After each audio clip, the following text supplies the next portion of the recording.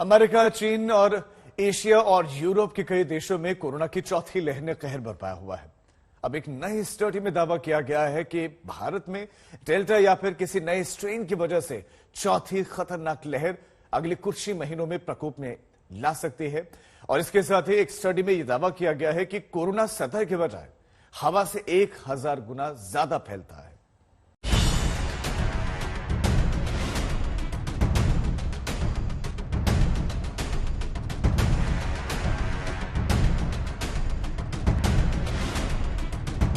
कोविड-19 से हुई मौतों को लेकर WHO के आंकड़ों को सरकार ने सिरे से खारिज कर दिया है। सरकार ने कोविड-19 से देश में हुई मौतों को छिपाने के WHO के आरोप को गलत करार दिया है। जिस बेसिस पे WHO ने ये मैथमेटिकल मॉडलिंग की है वही क्वेश्चनेबल डेटा है, क्योंकि उसमें कुछ हेयर से एविडेंस है, कुछ डेटा उन्होंने यहाँ से लिया गया, कुछ मीडिया से लिया है।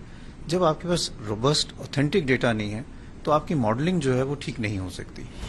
इन दावों में जो भी सच्चाई हो, इतना तो तय है कि कोरोना भारत के लोगों की सेहत पर भारी पड़ा। इसके साथ ही देश की आर्थिक सेहत को भी कोरोना ने काफी नुकसान पहुंचाया है।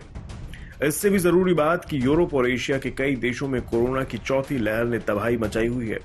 ऐसे में डर है कि ये अब गर्मियों में ही भारत में भी दस्तक दे सकता है।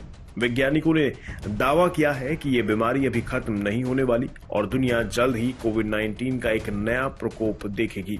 Science of the total environment journal में पिछले हफ्ते छपे इजराइल के एक मॉडलिंग अध्ययन में बताया गया कि कोरोना वायरस का ओमिक्रॉन वेरिएंट तो कम हो सकता है, लेकिन अगले कुछ महीनों में डेल्टा वेरिएंट या कोरोना का कोई नया स्ट्रेन नया प्रकोप ला सकता है।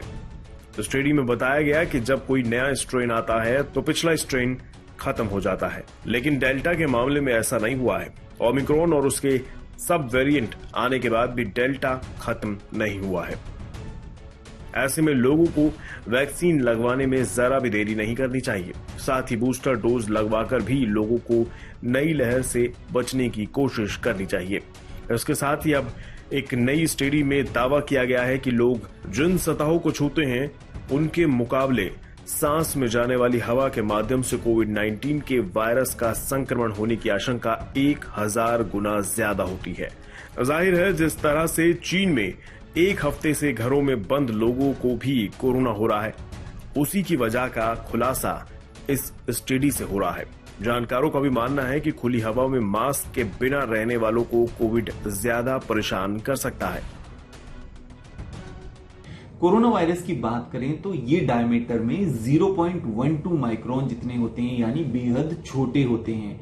ऐसे में कोई कोविड संक्रमित व्यक्ति जब खांसता, छींकता है या बात करता है तो वो लोग एरोसोल नामक छोटे छोटे कणों के जरिए नोज या मुंह से वायरस को हवा में स्प्रेड कर देते हैं। इसे वायरल शेडिंग भी कहा जाता है और जैसा कि स्टडीज के अनुसार वायरस हवा में 3 से 4 घंटे तक जीवित रह सकता है।